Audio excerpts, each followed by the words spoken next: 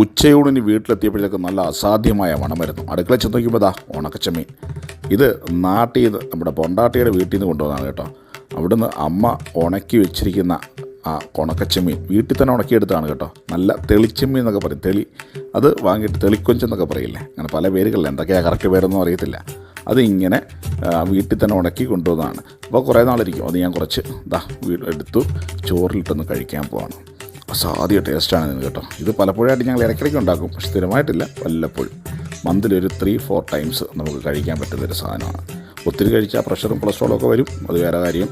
അപ്പോൾ അങ്ങനെ സാമ്പാറും ഉണക്ക ചെമ്മീനും പിന്നെ അതുകൊണ്ട് വരെ കുറച്ച് തൈരും, അതിൽ കൊച്ചുള്ളിയൊക്കെ ഇട്ട് കുറച്ച് തൈരും, ഇത് മൂന്നും കൂടെ ഒരു പിടുത്തം പിടിക്കണം. ആഹാ, വേറൊരു ടേസ്റ്റായിരിക്കും. ഇങ്ങനെ മൂന്നും കൂടെ ഒന്ന് കുഴച്ചെടുത്തു. ഇനി ഒന്ന് കഴിച്ചു നോക്കിയേക്കാം. ഒരു രക്ഷയില്ല കേട്ടോ, സൂപ്പർ.